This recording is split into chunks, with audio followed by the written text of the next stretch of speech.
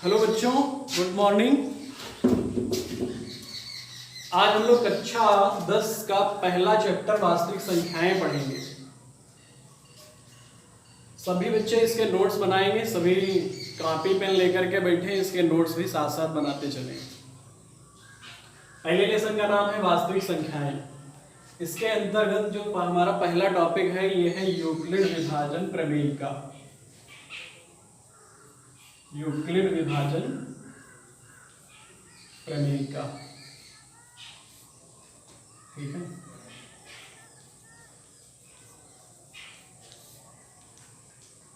Euclid विभाजन प्रमेयिका को पहले शुरू करने के पहले कुछ बातें जो हैं, जैसे संख्याओं के बारे में हम बताना ये चाहते हैं कि संख्याएं कौन कौन सी होती हैं। जैसे कक्षा 9 में पढ़ा होगा कि संख्याएं वास्तविक संख्याएं और काल्पनिक संख्याएं होती हैं, ठीक है। तो काल्पनिक संख्याएं तो हमको पढ़नी नहीं है।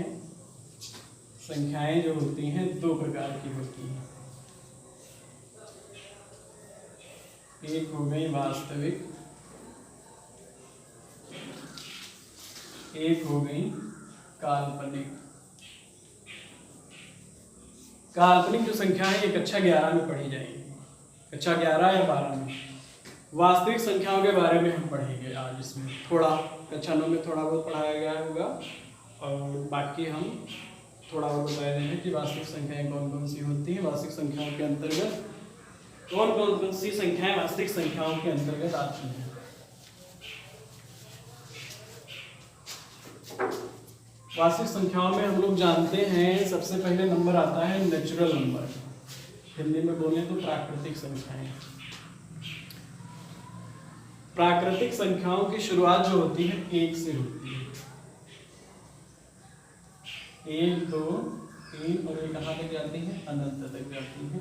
ये सब बातें हम कक्षा 9 में पढ़ चुके हैं, इनके बारे में बहुत ज़्यादा डिस्कस नहीं करेंगे, खाली हम रिवीजन करा रहे हैं कि प्राकृतिक संख्याओं की शुरुआत होती है वो 1 से होती है। इसके बाद नंबर आता है होल नंबर, हिंदी में इसको हम लोग पूर्ण संख्याएं बोलते हैं। पूर्ण संख्याओं की शुरुआत कहाँ से होती है? पूर्ण संख्याओं में 0 बढ़ जाता है, 0 और बाकी जितनी भी प्राकृतिक संख्याएं होती हैं वो सब इसमें शामिल हो जाती हैं। पर पूर्ण संख्याओं की जो शुरुआत होती है वो 0 से होती है और अनंत तक जाती है। इसके बाद में ये प्राकृतिक, ये पूर्ण। इसके बाद नंबर आता है पूर्णांकों का। पूर्णांकों को कहीं कहीं आई से लिखा जाता है, इंग्लिश में इंटीजर बोलते हैं तो आई लिख देते हैं, कहीं कहीं इसको जेड से भी लिखा गया है, ठीक है। इनमें कौन कौन सी संख्याएं आएंगी? इनमें संख्याएं जितनी भी निगेटिव नंबर है, पॉजिटिव वाली तो आएंगी ही आएंगी, इनके जो ऋणात्मक मान है, इनके ऋणात्मक मान का मतलब है -1, -2, -3, ये और ये खुद ये तो धनात्मक है। तो ऋणात्मक मान प्राकृतिक संख्याओं के और प्राकृतिक संख्याओं के धनात्मक मान और ये 0, तीनों को अगर मिला दिया जाए तो एक जो समुच्चय बनेगा वो पूर्णांकों का होगा। वो सारी संख्याएं पूर्णांक कहलाएंगी। जैसे अनंत से आई है -4, -3, -2, -1 से, और 0 भी इसमें मिलाया जाता है। 0 के बाद 1, 2, 3, ये अनंत तक जाएंगे, ठीक है। पूर्णांकों की शुरुआत अनंत से होती है और खत्म भी अनंत से। जितने भी नेगेटिव नंबर हैं, पॉजिटिव नंबर और 0, इस तीनों को मिला दिया जाए तो ये पूर्णांक बन जाएगा। 0 जो है न तो पूर्णांकों में गिना जाएगा, न ही 0 जो है न तो धनात्मक कहलाएगा और न ही ऋणात्मक कहलाएगा। इसके बाद नंबर आता है परिमेय संख्याओं का। परिमेय संख्याएं कौन सी होती हैं? अगर हम संख्या रेखा देखें, संख्या रेखा पे हम लोगों को ये बताया जाता है, ये संख्या रेखा है, बीच में 0 लिख लिया। इसके बाद में इधर जानते हैं कि 1 होंगी, 2 होंगी, इस तरह से धनात्मक संख्याएं होंगी। इधर जो होंगी ये माइनस होगी, -2 होंगी और इधर ये ऋणात्मक संख्याएं होंगी। लेकिन इनके और इनके बीच में भी तो एक संख्या है। इनके और इनके बीच में अगर बीचों बीच देखें तो यहाँ पे हमको 1/2 मिलेगा। इसके और इसके बीच में देखें मतलब 1.5, तो यहाँ पे हम लोग लिख सकते हैं 1 सही 1/2 और या लिख सकते हैं 3/2। तो ये जो इस तरह की संख्याएं हैं बटे वाली, ठीक है, ये परिमेय संख्याएं हैं। परिभाषा अगर हम लिखना चाहें तो हम लिखते हैं कि ऐसी संख्याएं जिनको P/Q के रूप में व्यक्त किया जा सके जहां Q is not equal to 0। ये डेफिनेशन है।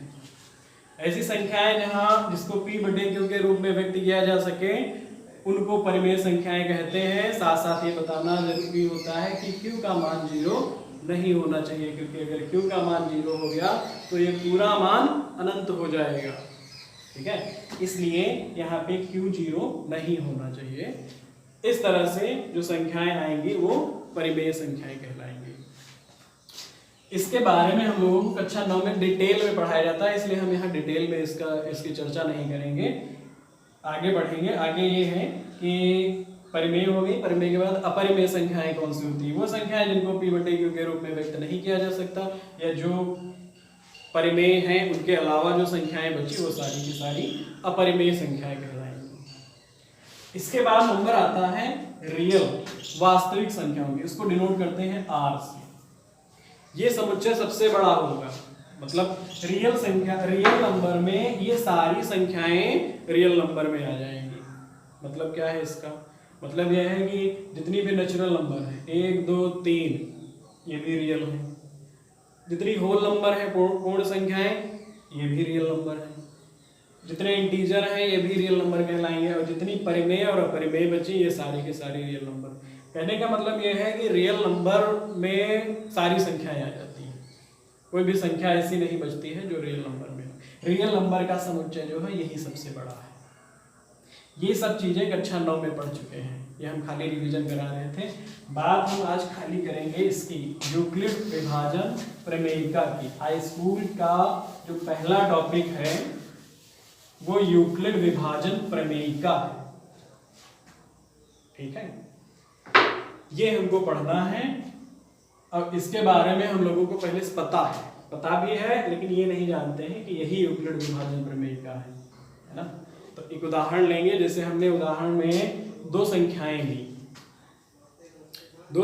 ली और उसको भाग किया, छोटी संख्या से बड़ी संख्या को भाग किया। विभाजन लिखा है, शब्द खुद अपना मतलब बता रहा है कि इसमें क्या होगा। इसमें विभाजन होगा, दो संख्याएं होंगी, उनका विभाजन होगा और उन दो संख्याओं से दो अन्य संख्याएं आएंगी, उनमें कुछ रिलेशन होगा, वही रिलेशन विभाजन प्रमेयिका है। जैसे हमने लिया एक संख्या 17, एक संख्या ली 3। ये सब धनात्मक पूर्णांकों के लिए ही है ये प्रमेयिका, इसलिए धनात्मक संख्याएं ली गई है।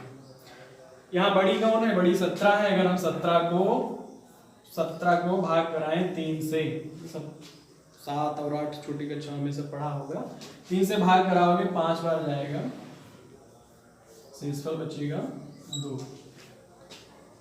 यहाँ पे 17 एक संख्या थी, दूसरी संख्या 3 थी, इसको हमने भाग कराया और दो नई संख्याएं मिली 5 और 2। ये क्या मिला? ये मिला भागफल। ये भागफल है, ये शेषफल, ये सब जानते हैं हम लोग। रिमाइंडर आर इसको लिख दो, इसको क्यू। जिस संख्या को भाग कराया जाता है, जैसे यहाँ पे भाग हुआ है, 17 में भाग लगाया गया है, ये भाज्य है। जिससे भाग किया जाता है वो भाजक है। जिससे भाग किया जाता है वो भाजक है। तो यहां पर इस भाज्य को हम लोग किस तरह से लिख सकते हैं? देखें, 17 को हम लोग ब्रेक करके अगर लिखें तो इस तरह से लिखा जा सकता है, भाजक और गुणा भागफल। 3 का गुणा अगर 5 से करा दें तो जो शेषफल बचा है 2, उसको अगर हम इसमें जोड़ दें तो देखो बाएं पक्ष का जो 17 लिखा है और जो दाएं पक्ष में ब्रेकिंग हुई है, लेकिन इसको अगर हम हल कर देंगे तो 17 ही बना रहेगा। 5 3 15 और 2 17। तो किसी भी किसी दूसरे नंबर से भाग करने पर ये भागफल और भाजक के रूप में जो व्यक्त करना है, यही है यूक्लिड विभाजन प्रमेय का। कोई भी दो पूर्णांक होंगे और उनको भाग कराओगे बड़े पूर्णांक को छोटे से, और फिर जो दोनों नए नंबर आएंगे उनमें एक रिलेशन होगा, उस रिलेशन को हम लोग कहते हैं यूक्लिड विभाजन प्रमेय का। अगर इसको हम 1 मिनट के लिए a मान लें, 17 को a मान लें, और भाजक जो है 3 इसको b मान लें, भागफल आया है उसको q मान लो, भागफल 5, और शेषफल जो आया है r उसको मान लिया, r मान लिया शेषफल को। सिंबल के रूप में अगर हम लिखना चाहें तो भाज्य बराबर, मतलब भाज्य a बराबर कितना आया, bq, q की जगह 5, b की जगह 3 प्लस r। ये है यूक्लिड विभाजन प्रमेय का। यहाँ पे एक चीज और देखनी है कि r का मान कभी भी भाजक से बड़ा नहीं होगा। r का मान, शेषफल जो है भाजक से बड़ा नहीं होगा, इसका मतलब है हमेशा छोटा ही होगा। ये हो सकता है कि 0 हो सकता है और 0 से बड़ा भी हो सकता है, लेकिन भाजक से कभी भी r का मान छोटा नहीं होगा, छोटा ही होगा, बड़ा नहीं होगा। ठीक, ये यूक्लिड विभाजन प्रमेय का हम लोग सब जानते हैं। अगर शब्दों में लिखना चाहें तो हम लिख सकते हैं कि भाज्य बराबर भाजक गुणे भागफल प्लस शेषफल। भाज्य बराबर भाजक गुणे भागफल प्लस शेषफल, ये शब्दों में। अब इसको हम लोग डिफाइन कैसे करेंगे, परिभाषित कैसे करेंगे, ये देख लेंगे। अब ये तो हम जान ही गए कि कोई दो नंबर होंगे, किन्हीं भी दो नंबर को a और b को, कोई दो धन पूर्णांक होंगे और उसको भाग करेंगे छोटे वाले नंबर से, तो दो पूर्ण संख्याएं और आ सकती हैं जिनको हमने q और r माना है। तो a बराबर bq प्लस r लिखा जा सकता है। इसको लिख लेंगे, परिभाषा इस तरह से लिखी जाएगी, ये कॉपी पर भी लिखना होगा कि किन्हीं दो पूर्णांकों, किन्हीं दो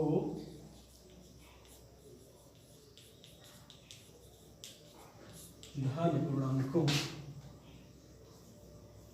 a व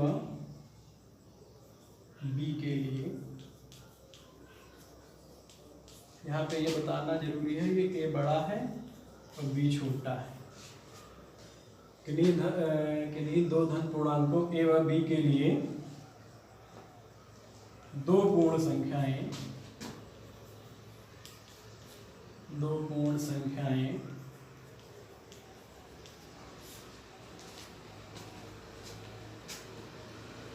q व r इस प्रकार होती हैं, इस प्रकार होती हैं कि a बराबर bq प्लस r, जहां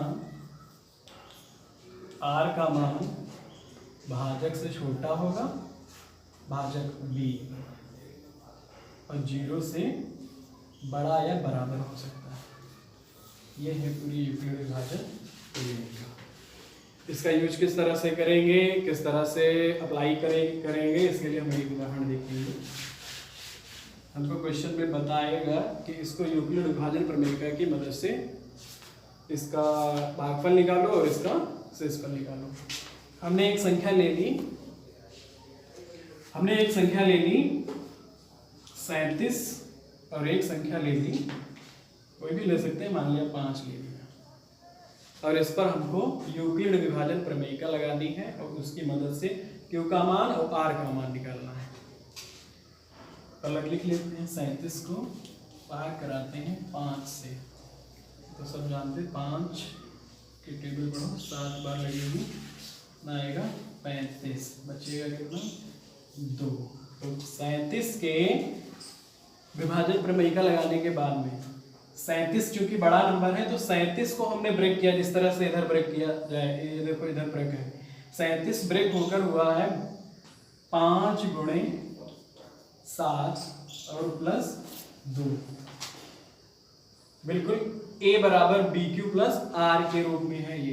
यहाँ पे अगर हम लिखना चाहें a बराबर बी क्यू प्लस आर, तो यहाँ से स्पष्ट हो जाएगा कि a का मान 37 है, b का मान अगर 5 है, तो हमारा शेषफल q बराबर, तो हमारा भागफल q बराबर 7 आया है और शेषफल r बराबर 2 आया है। यहाँ से भी स्पष्ट है, यहाँ से लिख देंगे तो ये लगने लगे हाँ इस पे ये यूक्लिड विभाजन प्रमेय का अप्लाई की गई है। यहाँ से भागफल q बराबर हमको मिला 7, शेषफल r बराबर मिला हमको 2। इस तरह से और भी सवाल होंगे किताब में, वो लगाओ। और बाकी इसका बहुत ज्यादा यूज नहीं है, लेकिन अगर हम ये लोग पढ़ेंगे नहीं तो आगे जो टॉपिक है यूक्लिड विभाजन एल्गोरिथम, तो वो हम इसको जो है समझ नहीं पाएंगे, वो आगे वाला एल्गोरिथम। इसलिए ये जरूरी है, बाकी इसके सवाल नहीं आने हैं, इसकी मदद से आगे एल्गोरिथम समझनी है, इसलिए ये जरूरी है समझना।